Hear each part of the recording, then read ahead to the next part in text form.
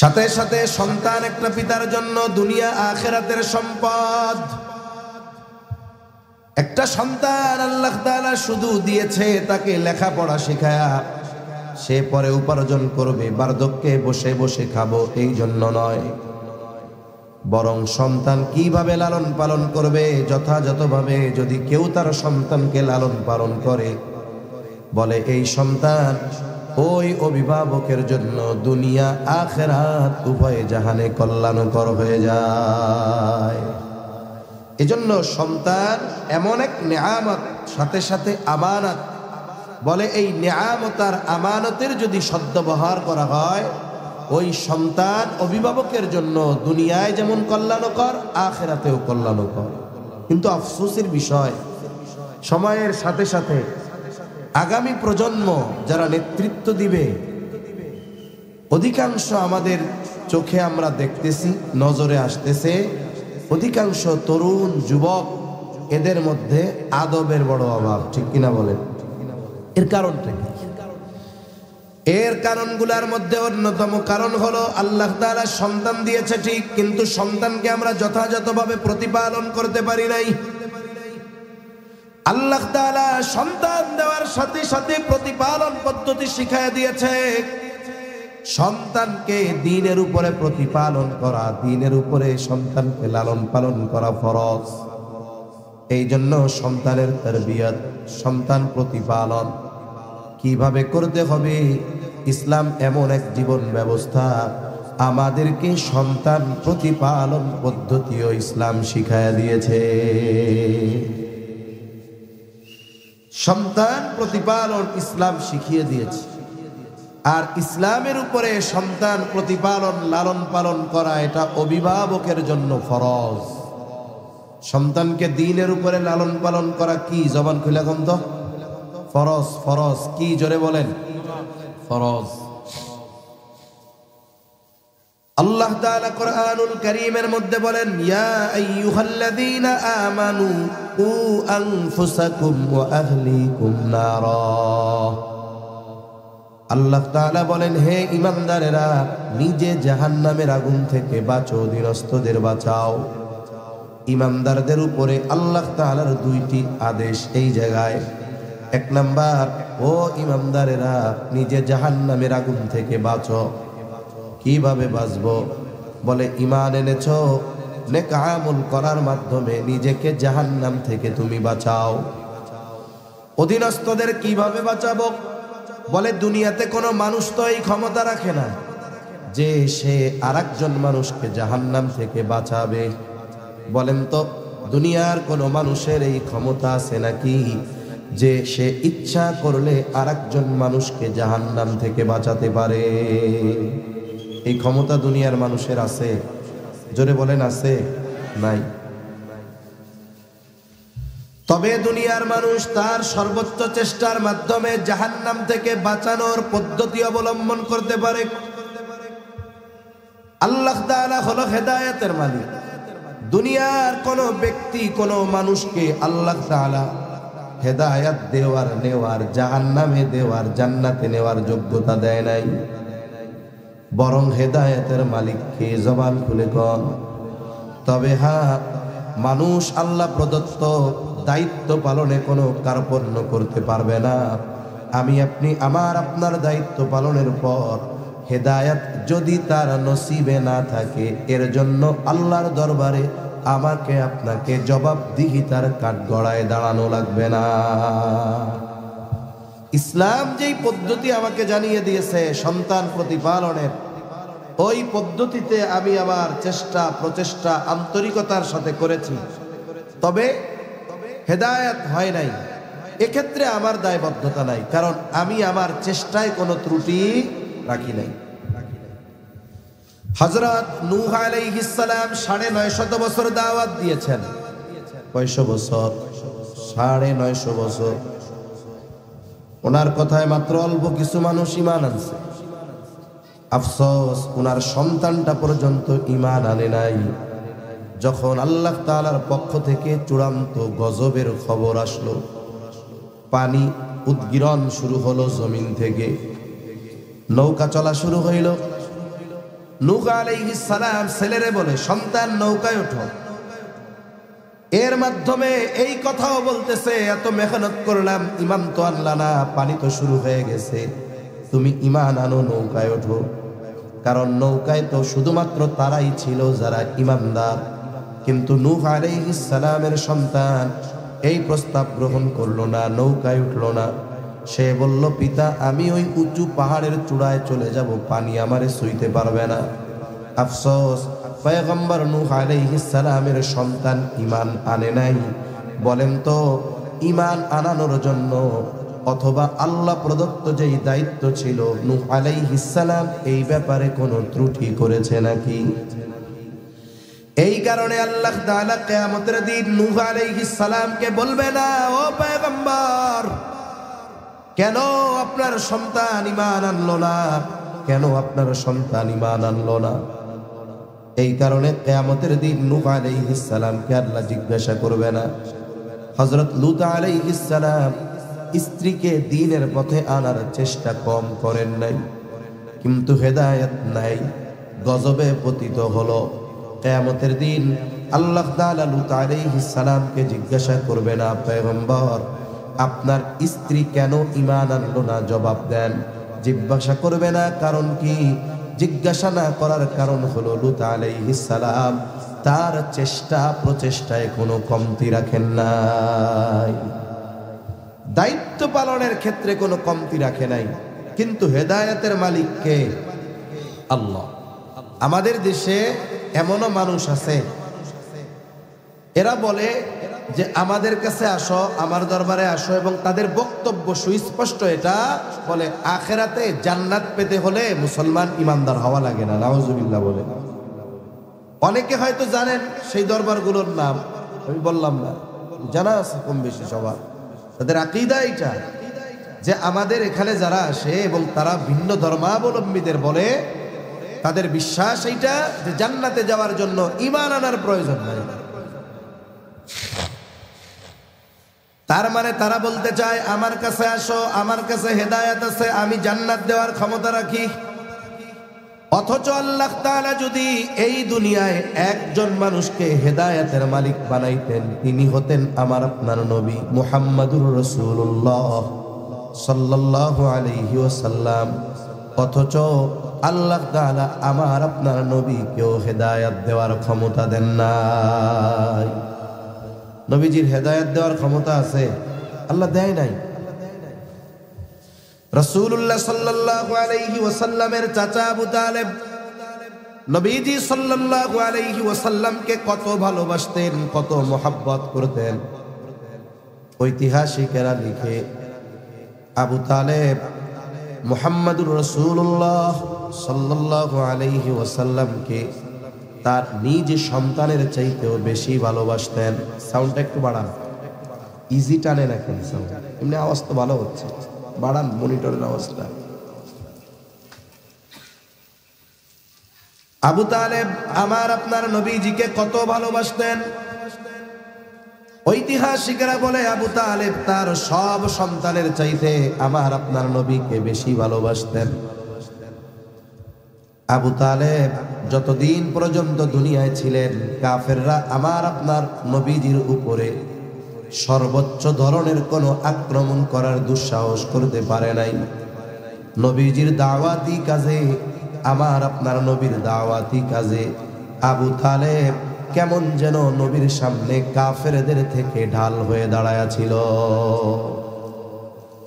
কি পরিমাণ ইসলামের খেদমত আল্লাহ তাআলা আবু জেহেলের মাধ্যমে নিয়েছেন, যে বর্তমান দুনিয়ায় আমাদের সবার খেদমত যদি এক জায়গা দেওয়া হয় দ্বীনের ব্যাপারে, আবু তালেবেরটা যদি একদিকে দেওয়া হয়, আবু তালেবেরটার ভার বেশি হবে।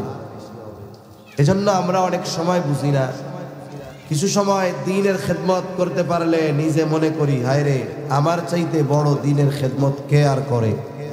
অথচ আল্লাহ তাআলা চাইলে কাফেরদের মাধ্যমেও দ্বীনের খেদমত নিতে পারেন কি পারেন না? এই চাচা যাকে নবীজিও সর্বোচ্চ ভালোবাসতেন, চাচাও নবীজিকে ভালোবাসে।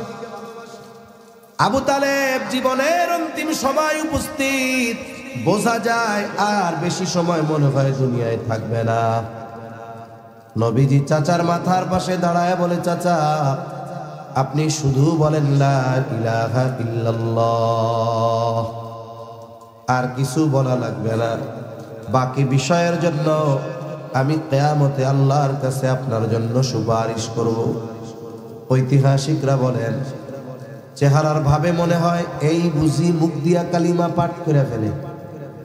আবু তালেবের মৃত্যুর সময় আবু তালেবের মাথার পাশে কাছে আবু জেহেল, উতবা, সাইবা সহ নেতৃত্ব স্থানীয় কাফেররা উপস্থিত।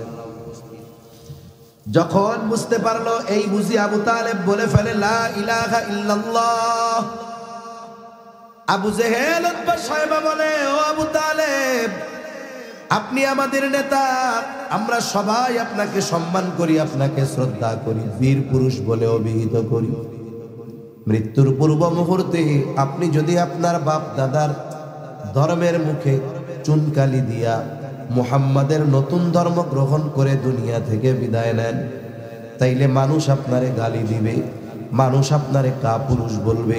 খবরদার এমনটা করবেন না, বাপ দাদার ধর্মে চুনকালি দিবেন না। আফসোস, আবু তালেবের কালিমা নসিব হলো না। নবীজি জানে আবু তালেব আমাকে যত ভালোবাসুক না কেন, আমি চাচাকে যত ভালোবাসি না কেন, ঈমান না আনার কারণে আমার এই মোহাব্বত কিয়ামতে তাকে জাহান্নাম থেকে জান্নাতে পৌঁছাতে পারবে না। নবীজির অন্তরে বড় মায়া, অন্তরে বড় কষ্ট। আহারে, এই চাচার ঈমান নসিব হলো না। কত ভালোবাসতো চাচা আমাকে, আমি কত ভালোবাসতাম চাচাকে। আল্লাহ তাআলা আয়াত নাজিল করে জানায় দেন, ইন্নাকা লা তাহদি মান আহবাবতা ওয়ালাকিন্নাল্লাহা ইয়াহদি মান ইয়াশা। আল্লাহ তাআলা বলেন, ইন্নাকা লা তাহদি মান আহবাবতা, ও হাবিব, আপনি যাকে ভালোবাসেন আপনি চাইলেই তারে হেদায়েত দিতে পারবেন না। ওয়ালাকিন্নাল্লাহা ইয়াহদি মান ইয়াশা, বরং হেদায়েত আল্লাহ যাকে চান তিনি তাকে দেন। আল্লাহ যাকে চান তাকে হেদায়েত দেন। এজন্য বান্দা তার চেষ্টা সর্বোচ্চ করতে পারে, তবে জান্নাতে যাওয়া, হেদায়েত পাওয়া, হেদায়েত দেওয়া, এটার জিম্মাদারি কার? জোরে বল। তাহলে আল্লাহ তাআলা বলেন, ইয়া আইয়ুহাল্লাযীনা আমানু কু আনফুসাকুম ওয়া আহলিকুম নারা, হে ঈমানদারেরা, তোমরা নিজে জাহান্নামের আগুন থেকে বাঁচাও, অধীনস্থদেরকে জাহান্নামের আগুন থেকে বাঁচাও। এর মানে মুফাসসিরিনে কেরাম বলেন, ইসলাম অধীনস্থদের জাহান্নাম থেকে বাঁচানোর যেই পদ্ধতিগুলো শিখিয়ে দিয়েছে, এগুলোর ব্যাপারে তুমি সর্বোচ্চ যত্নশীলার প্রচেষ্টা করো। এখন বলেন তো, আমার আপনার অধীনস্থ যারা আছে, অধীনস্থদের মধ্যে সবচাইতে নিকটবর্তী যারা, তার মধ্যে অন্যতম হলো সন্তান। এখন এই সন্তানকে জাহান্নাম থেকে বাঁচানোর জন্য অভিভাবকের যা করা দরকার, এটা অভিভাবকের জন্য করা ফরজ। তাহলে সন্তানকে দ্বীনের উপরে প্রতিপালন, এটা অভিভাবকের জন্য ফরজ। সাথে সাথে নবীজি সাল্লাল্লাহু আলাইহি ওয়াসাল্লাম বলেন, কুল্লুকুম রাঈনা ওয়া কুল্লুকুম মাসউলুনা আন রাঈয়াতিহি। নবীজি সাল্লাল্লাহু আলাইহি ওয়াসাল্লাম বলেন, তোমরা প্রত্যেকে দায়িত্বশীল, তোমাদের প্রত্যেককে তার দায়িত্বের ব্যাপারে জিজ্ঞাসা করা হবে। এখন আমি কার দায়িত্বশীল? বলে, যাদের দায়িত্বশীল আমি আপনি, এর মধ্যে অন্যতম হলো সন্তান। এই জন্য সন্তানের ব্যাপারে যদি কোনো পিতা দায়িত্বের অবহেলা করে, যেই দায়িত্ব তাকে ইসলাম দিয়েছে, যেই দায়িত্ব তাকে শরীয়ত দিয়েছে, বলে এই কারণে কিয়ামতের দিন আল্লাহ তাআলার সামনে জবাবদিহিতার কাঠগড়ায় দাঁড়াতে হবে। সন্তানের ব্যাপারে পিতার মূল দায়িত্ব কি? কোনো মতে ম্যাট্রিক পাস করাইয়া, আইএ পাস করাইয়া বিদেশে পাঠায় দেওয়া চাকরি বাকরি করার জন্য, এই দায়িত্ব কি বলেন? এটা কি মূল দায়িত্ব? হ্যাঁ, এটা দায়িত্ব হতে পারে, তবে মূল দায়িত্ব কোনটা? সন্তানকে দ্বীনের উপরে গড়ে তোলা। তাহলে শরীয়তে ইসলামে সন্তানকে দ্বীনের উপরে প্রতিপালন, এটা ফরজ। এখন কোন পিতা যদি সন্তানের ওই দায়িত্ব পালন না করে, সন্তানকে দ্বীনের উপরে প্রতিপালন না করে, সন্তানের তারবিয়াত যদি দ্বীনের আলোকে না হয়, তাহলে সে ফরজ একটি বিধান অস্বীকার করলো। 1 নাম্বার ফরজ বিধান অস্বীকার করলো। 2 নাম্বার আল্লাহ না করুন তার এই দায়িত্বের অবহেলার কারণে তার সন্তান যদি বদ্দিন হয়ে যায়, দায়িত্ব পালন করছে সন্তান বদ্দিন হয়েছে, দায় নাই, আল্লাহ তাআলা ধরবে না। কিন্তু দায়িত্ব পালন করে নাই, সন্তান অবাধ্য হয়েছে, বদ্দিন হয়েছে, বলেন তো আল্লাহর সামনে জবাবদিহিতার কাঠগড়ায় দাঁড়ানো লাগবে কি লাগবে না? লাগবে। আল্লাহ না করুন ওই দিন যদি আমার আপনার অবহেলার কারণে আমি আপনি যদি দায়িত্ব পালন না করি, আর ওই সন্তান যদি কখনো দিনদার না হয়, বদ্দিন হয়, কিয়ামতের দিন অনেক এই রকম বাবা মা অভিভাবক যারা জান্নাতে যাওয়ার জন্য অপেক্ষমান, এমন অনেক অভিভাবকের ক্ষেত্রে জান্নাতে যাওয়ার অন্তরায় হয়ে দাঁড়াবে তার সন্তান। এজন্য যেই ধরনের অভিভাবকরা মনে করে সন্তানের ব্যাপারে দায়িত্ব হলো কোনো মতে লেখাপড়া শিখাইয়া বিদেশে পাঠাইয়া দেওয়া, রুজি রোজগার করার জন্য ব্যবসা দিয়ে দেওয়া, কিছু চাকরি দিয়ে দেওয়া, এটাই হলো সন্তানের ব্যাপারে পিতামাতার দায়িত্ব, বলেন তো যারা এটা মনে করে তাদের চিন্তা সঠিক না ভুল? নিঃসন্দেহে ভুল। এই সন্তান যদি বদ্দিন হয়, ওই বাপ আল্লাহর ওলি হইলেও কিয়ামতে বাঁচার উপায় নাই। আল্লাহর কাছে এই সন্তান অভিযোগ দায়ের করবে, আল্লাহ আমি জাহান্নামে যাওয়ার কারণ আমার বাপ, কারণ উনি আমারে সব শিখাইছে, টাকা ইনকাম শিখাইছে, ব্যবসা শিখাইছে, কিন্তু নামাজ কালাম ঈমান আকীদা সব কিছুই শেখায় নাই। কি করবেন সেদিন? ধরা পড়ে যাইতে হবে। সন্তান আল্লাহ তাআলার কাছে অভিযোগ দিবে, রব্বানা ইন্না আতা'না সাদাতানা ওয়া কুবারানা ফাআযাল্লুনাস সাবিলা। বলবে, ও রব, আমি আজকে পথভ্রষ্ট হওয়ার কারণে আমি দায়ী না, দায়ী আমার অভিভাবক, আমার বড়রা, আমার নেতারা, আমার বাবা, আমার ভাই। ফাআযাল্লুনাস সাবিলা, তারাই আমাকে পথভ্রষ্ট করেছে, তাদের কারণে আমি বেনামাজি হয়েছি, কারণ আমার নামাজ শিখায় নাই। রব্বানা আতিহিম দি'ফাইনি মিনাল আযাব ওয়ালআনহুম লা'নান কাবীরা। যেই সন্তানের দুনিয়ার শিক্ষা দেওয়ার জন্য, সন্তানের চাহিদা পূরণের জন্য বাবা রক্তরে পানি বানায় ফেলছে, প্রবাসে নিজেকে কঠিন পরিশ্রমের মধ্যে লিপ্ত রাখছে, বলে ওই সন্তান কিয়ামতের দিন ওই বাবার বিরুদ্ধে আল্লাহর কাছে অভিযোগ দায়ের করে বলবে, আল্লাহ এর আযাব আপনি দ্বিগুণ করে দেন, আপনি বড় লানত আমার এই বাবার উপরে বর্ষণ করেন। তাহলে কি হইল? শুধুমাত্র সন্তানকে দ্বীনের উপরে প্রতিপালন না করার কারণে ইমানদার নেককার আমল নিয়ে কিয়ামতে হাজির হয়েছে যেই বাপ, সে ধরা পড়ে গেল। এজন্য প্রকৃত চালাক তো সে যে আখিরাতে নাজাতের ব্যবস্থা দুনিয়ায় থাকতেই করে, ঠিক কিনা কন? সেজন্য সন্তান দ্বীনের উপরে প্রতিপালন, এটা শরীয়তে ইসলাম আমাদের জন্য ফরজ করে দিয়েছে। এখন কথা হলো, সন্তান প্রতিপালন শুরু হবে কখন? সাধারণ ধারণা, জেনারেল ধারণা, সন্তান দুনিয়ায় আসার পরে সন্তানের তারবিয়াত শুরু হয়। কিন্তু ইসলাম জানায় দেয়, না না, সন্তান দুনিয়ায় আসার অনেক আগে মূলত সন্তানের তারবিয়াত শুরু হয়ে যায়। যে কোনো জিনিস ভালোভাবে করার জন্য আগের থেকে প্রস্তুতি নিতে হয়। এই যে মাহফিলটা সুসজ্জিতভাবে সুন্দরভাবে করার জন্য, মাহফিলের বয়ান মনে করেন শুরু হয়েছে মাগরিবের পর থেকে বা আসরের পর থেকে, কিন্তু প্রস্তুতি কি আজকে আসরের পর থেকে নিছে নাকি? কয়েকদিন আগ থেকে প্রচারের জন্য পোস্টার করছে, মাইকিং করছে, মনে করেন সকাল থেকে বা গতকাল থেকে প্যান্ডেলের ব্যবস্থা করছে, মঞ্চ বানাইছে, আমাদের মাইকওয়ালা ভাইয়েরা মাইক নিয়ে আসছে সকালবেলায়, কোন জায়গায় সেটিং হবে, সব কিছু ঠিকঠাক করার পর সন্ধ্যার সময় প্রোগ্রাম শুরু করা গেছে, ঠিক না? তাহলে প্রোগ্রাম শুরু করার জন্য প্রস্তুতি আরো অনেক আগের থেকে নিতে হইতেছে। অনুরূপভাবে সন্তান দুনিয়ায় আসার আগেই সন্তান তারবিয়াতের প্রস্তুতি নিতে হয়। সন্তান দুনিয়ায় আসার পর থেকে প্রস্তুতি নয়, বরং আসার আগ থেকেই প্রস্তুতি। এখন এই প্রস্তুতি শুরু হবে কোন সময় থেকে? বলে মূলত সন্তান তারবিয়াতের প্রস্তুতি শুরু হয় বিবাহর সময় থেকে নিয়া। বিবাহর প্রস্তুতি যখন হবে তখন থেকেই সন্তান তারবিয়াতের প্রস্তুতি নিতে হবে। কেন? কারণ বিবাহের যতগুলো উদ্দেশ্য আছে, অনেকগুলো উদ্দেশ্যের মধ্যে অন্যতম গুরুত্বপূর্ণ একটি উদ্দেশ্য হলো একটা নেক সন্তান।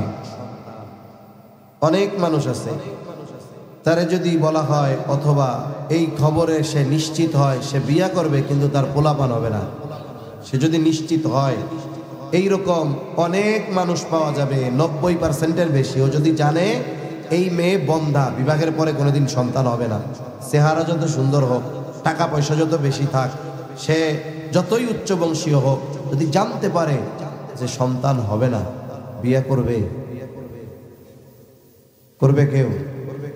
অনেকে চিন্তা করবো, হুজুর যদি দ্বিতীয়টা হয় আমি করতে রাজি আছি, কিন্তু বাস্তবিক অর্থে সেও করবে না, তার অভিভাবকরাও বিবাহ দিতে রাজি হবে না।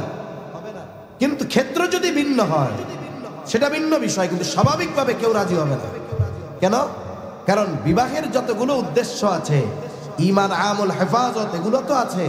এই উদ্দেশ্যগুলোর মধ্যে অন্যতম একটি উদ্দেশ্য হলো নেক সন্তান।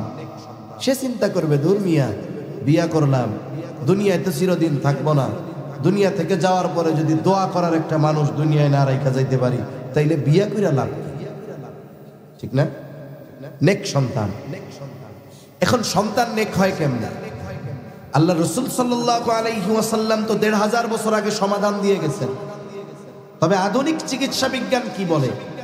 বলে সন্তানের ৯০% আচার আচরণ সন্তান লাভ করে মায়ের থেকে।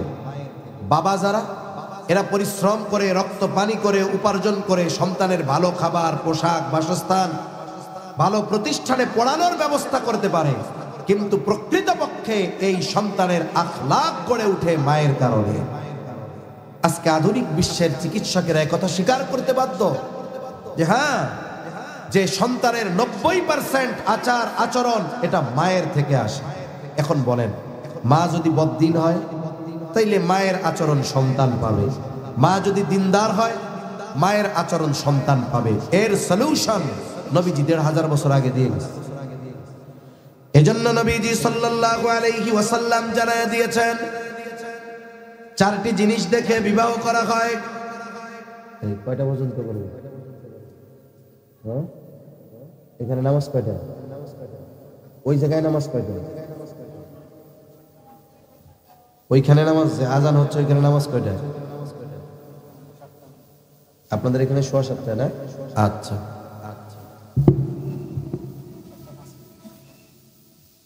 তাহলে সন্তানের ৯০% মায়ের থেকে আসে। এজন্য মা ভালো যদি হয় সন্তানের মধ্যে প্রভাব পড়ে। এখন ভালো সন্তান পাওয়ার আশায় কোন ধরনের কন্যা বিবাহ করলে, মেয়ে বিবাহ করলে সন্তান নেককার হবে? আমি সলিউশন দিচ্ছি।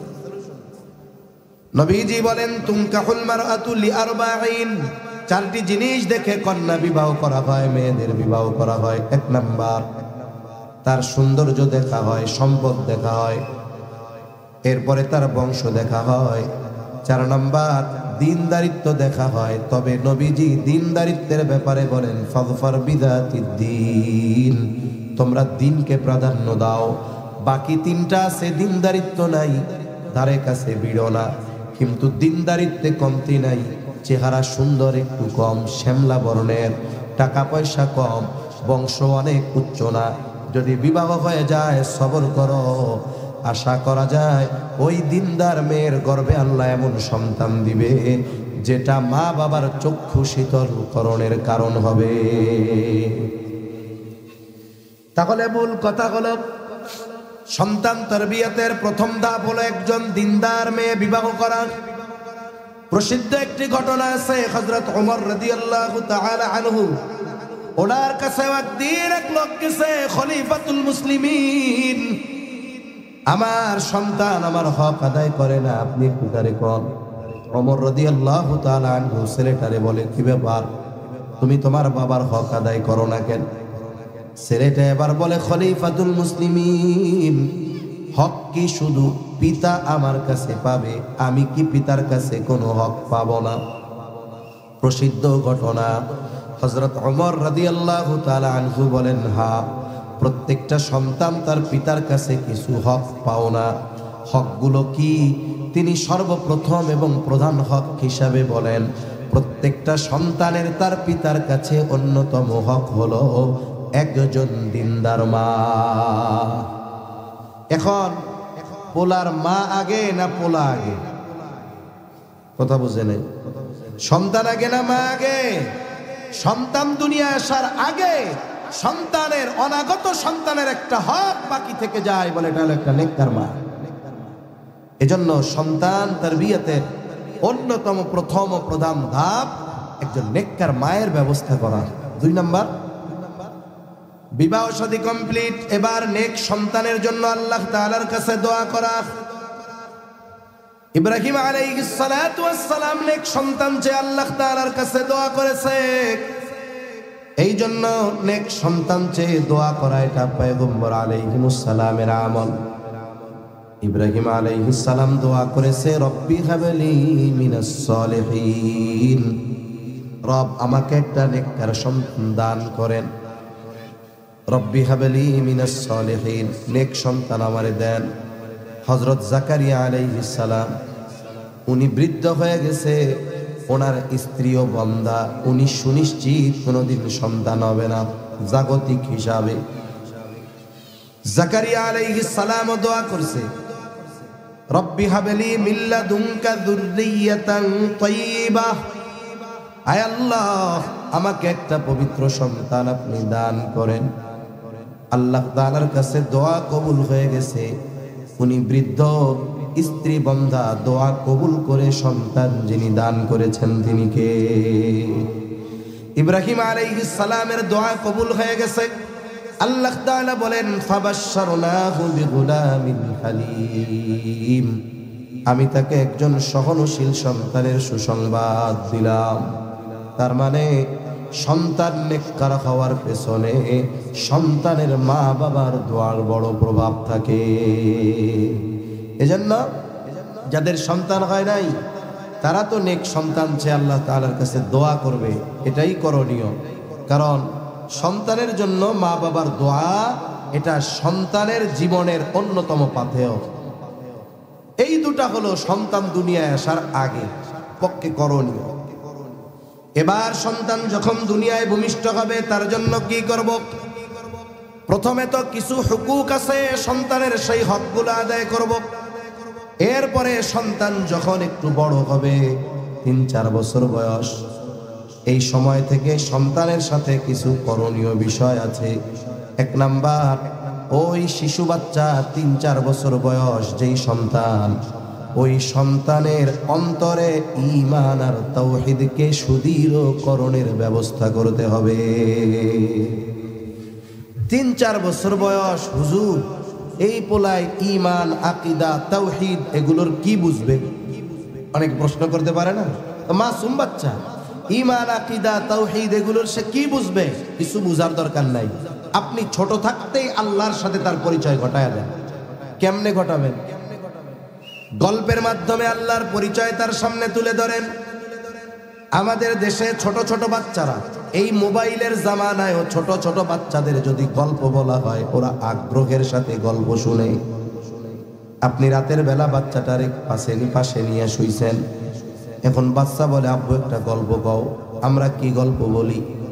আমাদের গল্পগুলো হলো এইরকম, কয় আব্বু এক দেশে এক রাজা ছিল। কয় হো, রাজার একটা ঘোড়া ছিল। হ্যাঁ। কয় ঘোড়ার 2টা পাখনা ছিল। কয় তাই নাকি? কয় হ্যাঁ।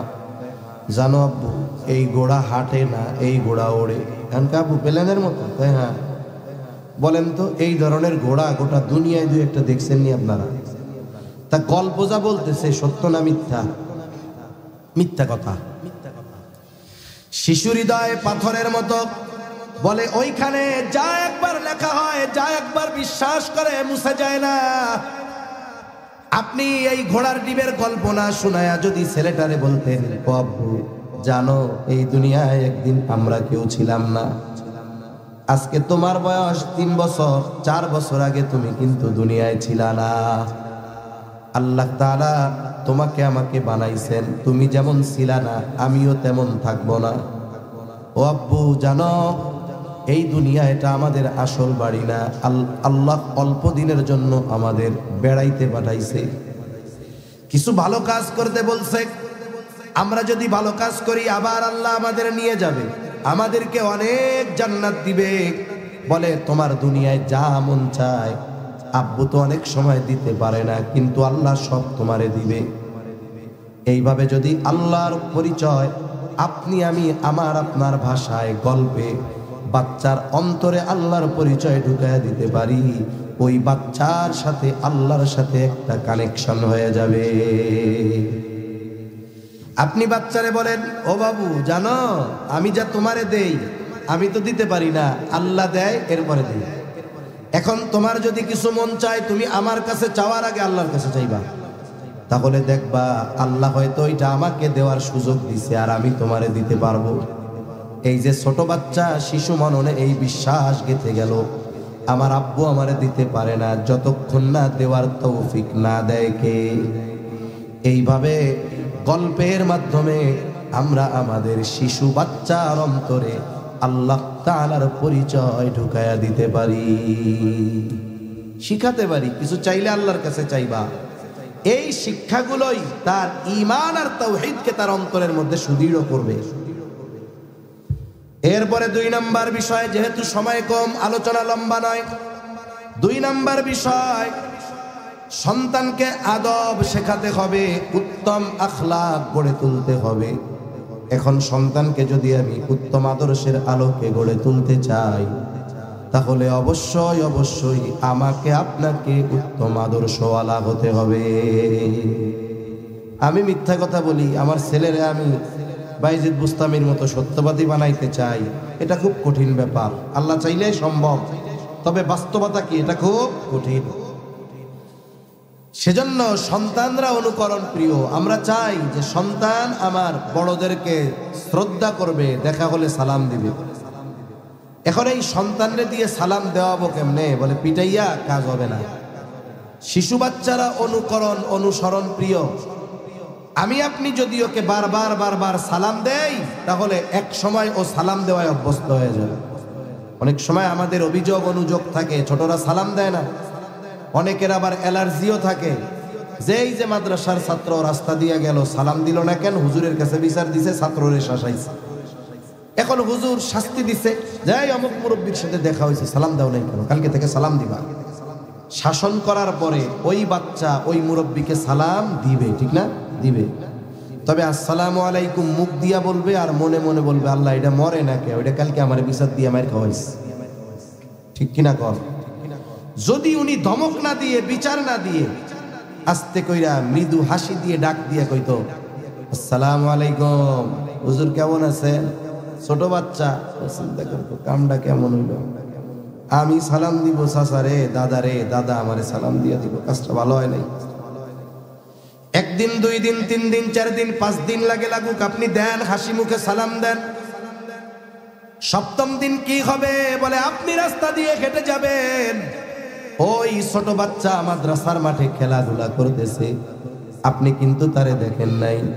ও আপনাকে দেখা মাত্র ব্যাট রাইখা বল রাইখা দৌড় দিয়ে সামনে গিয়ে হাসি মুখে উঁচু আওয়াজে বলবে দাদা আসসালামু আলাইকুম। আপনি বিচার দিয়ে সালাম পাইলেন, অথবা আমি শাস্তি দিয়ে সালাম পেলাম। ওই সালাম আর তাকে সালাম দেওয়ার মাধ্যমে সালাম শিখিয়ে পাওয়া সালাম, বলেন তো 2 সালামের মধ্যে তফাৎ আছে না নাই? এজন্য কি করব? ঘরে ছোট বাচ্চা, আমরা ঢুকতে সালাম দিব, বের হইতে সালাম দিব, দেখা হইলে সালাম দিব। এর ফলে কি হবে? ও মনে করবে তাহলে ঘরে ঢুকলে সালাম দিতে হয়, বাইরে এলে সালাম দিতে হয়। আপনি যদি ঘরে ঢোকার সময় কোনো সময় আগে সালাম দেন, কয়দিন পরে ও আগে আপনারে বাইর করে দিবে, তুমি বাইরে হও, দরজা আবার টোকা দাও, এবার টোকা দিবে, বলবে আমি আগে সালাম দিব, এরপরে তুমি উত্তর দিবা। এবার দরজা খুলবে, আসসালামু আলাইকুম, আপনি দিবেন ওয়ালাইকুম আসসালাম, এবার বলবে ভিতরে আসেন। এই বিষয়টা আমি বাচ্চার মধ্যে কেমনে বাস্তবিক ভাবে এই অভ্যাসে তাকে অভ্যস্ত করব, বলে পিটানোর মাধ্যমে শেখানো যাবে না। এটা ছোটবেলা থেকে আমাকে আপনাকে দেখে সে অনুকরণ করে সে এগুলো শিখবে। এজন্য আমরা যদি সন্তানদের উত্তম আদর্শের আলোকে গড়ে তুলতে চাই, নববী আখলাকের আলোকে গড়ে তুলতে চাই, তাহলে আমাদেরকে ওই ধরনের উত্তম আখলাকওয়ালা হতে হবে। 3 নাম্বার বলে সন্তানকে ইলম ও আমলের ব্যাপারে উদ্বুদ্ধ করে তুলতে হবে। আমলের ব্যাপারে উদ্বুদ্ধ করব কেমনে? নবীজি যেমন হাদিসের মধ্যে বলেন, তোমরা তোমাদের সন্তানদের বয়স যখন 7 নামাজের জন্য আদেশ দাও, 10 বছর নামাজ না পড়লে প্রহার করো। এখন বলেন তো, আমি আপনি যদি আপনার সন্তানকে 7 বছরে কোনো জিনিসের আদেশ দিতে চাই, যেই জিনিসের আদেশ দিতে হয় আদেশ দেওয়ার আগে ওইটা শেখাতে হয়। তার মানে নামাজ শেখাতে হবে আরো আগ থেকে, আদেশ দিতে হবে 7 বছর থেকে, নামাজ না পড়লে শাস্তি দিতে হবে 10 বছর থেকে। এখন কেমনে নামাজ শেখাবো? 4-5 বছরের বাচ্চা পিটাইলে তো নামাজ পড়বে না, কেমনে শেখাবো? বলে যাদের ঘরে সন্তানেরা থাকে, আপনি যদি সুন্নাত নফল নামাজগুলো ঘরে পড়ায় অভ্যস্ত হন, মাঝে মধ্যে যদি পড়েন, কারণ মহিলারা নামাজ পড়ে ঘরের অন্দরমহলে, কিন্তু পুরুষেরা নামাজ পড়ে ফাঁকা জায়গায়। আপনি নামাজে দাঁড়াবেন, আপনার ঘরে যদি সন্তান থাকে, আপনি যদি মুরব্বী হন, নাতি পোতা থাকে, ওর মাথায় টুপি নাই, গায়ে জামা নাই, অসুবিধা নাই, টিফিন বাটি একটা মাথায় দিয়া আপনার সাথে আল্লাহু আকবার বলে সেজদায় চলে যাবে। যায় না ছোট বাচ্চারা নামাজ পড়ার সময়? আপনার দেখে কি শিখতেছে? সে শিখতেছে এটা ভালো কাজ। এরপরে আর একটু বড় যখন হইল, 4-5 বছর বয়স, এবার তারে মসজিদে আনায় অভ্যস্ত হন। আমাদের দেশের সমস্যা হলো কি, আমরা মনে করি মসজিদের মুসল্লি কারা হবে? একেবারে যার গিরায় বল নাই, হাতে বেল নাই, চুল দাড়ি সব পাকছে, রুকু সেজদা ঠিক মতো দিতে পারে না, এবার উনি হলো মসজিদে যাবে, আর যারা তারা ঘোরাফেরা করবে। না না, এই ছোট বাচ্চাদের মসজিদে আসতে আমরা বাধা দেই, আমরা মুরব্বীরা তাদেরকে ধমক দিয়ে বের করে দেই। অনেক সময় ছোট বাচ্চা তার বাপ সহ মসজিদ থেকে বের করে দিই। প্রথম কথা হলো, মসজিদ কি আমার বাপের ঘর না আল্লাহর ঘর? আল্লাহর ঘর থেকে বের করার আপনি কে? যদি সে এমন কোনো অন্যায় না করে। ইউরোপ আমেরিকার মতো জায়গায়, ওই সব জায়গাতেও মসজিদে বাচ্চারা যেন আসে, এই কারণে মসজিদ কর্তৃপক্ষ অন্যান্য অনেক ব্যবস্থাপনা গ্রহণ করে।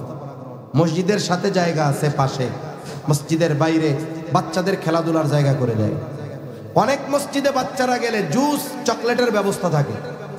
ছোট বাচ্চা প্রথমে খেলার লোভে, জুস চকলেটের লোভে মসজিদে যাতায়াত করে। এই বাচ্চা এখন হয়তো চকলেট, এখন হয়তো জুস বা খেলাধুলার জন্য যাচ্ছে, কিন্তু মসজিদের রাস্তা তো সে চিনতেছে, ঠিক কিনা? এক সময় কি হবে, ও আর চকলেটের লোভে, জুসের লোভে মসজিদে যাবে না।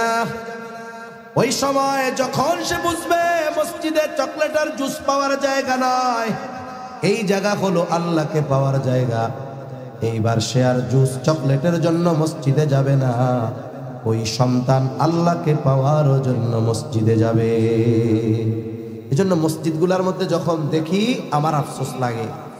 আফসোস কি লাগে?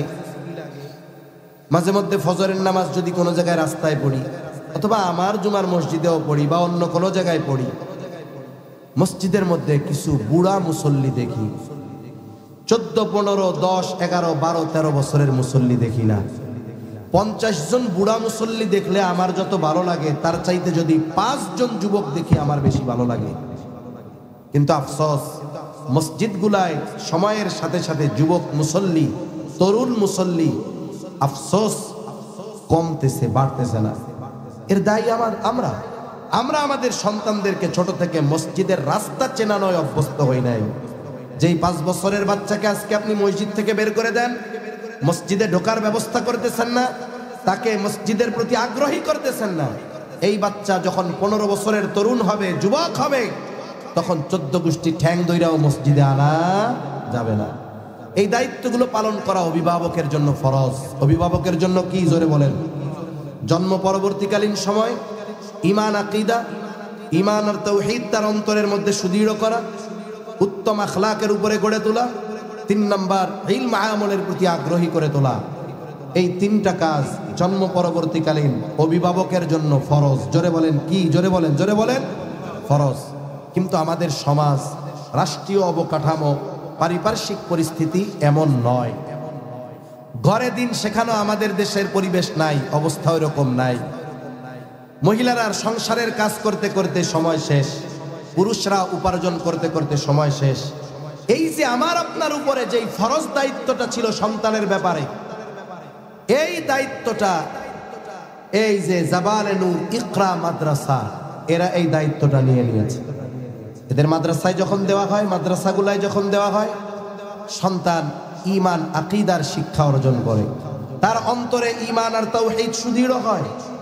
এই ওস্তাদেরা মেহনত করে সন্তানদেরকে আদব, আখলাক, নববী আদর্শে গড়ে তোলে। যেই ইলম বা নামাজ পড়ানোর দায়িত্ব ছিল আমার আপনার, অথচ এই সন্তানকে মাদ্রাসায় দেওয়ার কারণে 7 বছরে নামাজের আদেশ করা লাগে না, বরং অনেক সময় মাঝে মধ্যে অনেক মাদ্রাসার সিসিটিভির ভিডিও ভাইরাল হয়। একটা ভিডিও একবার দেখলাম, বাচ্চাটার বয়স 5-6 বছর হবে, 5-6 বছর, এর বেশি না, মাদ্রাসায় থাকে। এই বাচ্চা গভীর রাতে উঠছে প্রস্রাব করতে, সিসি ক্যামেরায়, নাইট ভিশন ক্যামেরা দেখা যাচ্ছে। শেষ গভীর রাতে উঠা প্রথম প্রস্রাব করে আসছে, এরপরে আবার শুয়ে পড়ছে, একটু গড়াগড়ি দিছে, ঘুম আসে নাই, আবার উঠে গেছে। একটু পরে বাইরে থেকে আবার আসছে। এবার আইসা ওই বাচ্চা কি করছে, 5-6 বছরের বাচ্চা, নামাজ ফরজ হয় নাই, গভীর রাত 2:30-3টা বাজে, ও ওর বিছানার উপরে তাহাজ্জুদে দাঁড়ায় গেছে। সুবহানাল্লাহ। এই যে বাচ্চাটা যে তাহাজ্জুদে অভ্যস্ত হলো, যার উপরে নামাজ ফরজ হয় নাই, কাদের কল্যাণে, কাদের বদৌলতে? বলে শিক্ষা দেওয়ার দায়িত্ব ছিল আমার আপনার, কিন্তু এই জাবালে নূর ইকরা মাদ্রাসার মতো মাদ্রাসাগুলো আমার ফরজ দায়িত্বগুলো পালন করে দিচ্ছে। সন্তানদের যেই দিন শেখানো আমার জন্য ফরজ ছিল, এই প্রতিষ্ঠানগুলো সেই দায়িত্ব কাঁধে নিয়ে নিয়েছে। এজন্য সম্মানিত উপস্থিতি, আমরা মাদ্রাসাগুলোর ব্যাপারে আন্তরিক হব, সাথে সাথে আমরা আমাদের সন্তানদেরকে নিজেরা যদি পারেন তো আলহামদুলিল্লাহ, যদি এরকম কারো পরিবেশ পরিবার থাকে তো ভালো, আলহামদুলিল্লাহ। কিন্তু যদি নিজের পক্ষে সম্ভব না হয়, দুহাত করজোড়ে বলবো, কমপক্ষে সন্তানকে নুরানি মাদ্রাসায় 3, 4, 5 পর্যন্ত পড়ান। এখন অনেক জায়গায় ব্যবস্থা আছে 5 পর্যন্ত বৃত্তি দেওয়া দিবে। এই 5টা বছর 5 পর্যন্ত নুরানি মাদ্রাসায় আপনার সন্তান যদি পড়ে কি হবে? আল্লাহর কসম, শরীয়তে ইসলাম যতটুকু দিন শেখা ফরজ করেছে ওইটুকু তো শিখবেই, উপরন্তু আরো বেশি শিখবে।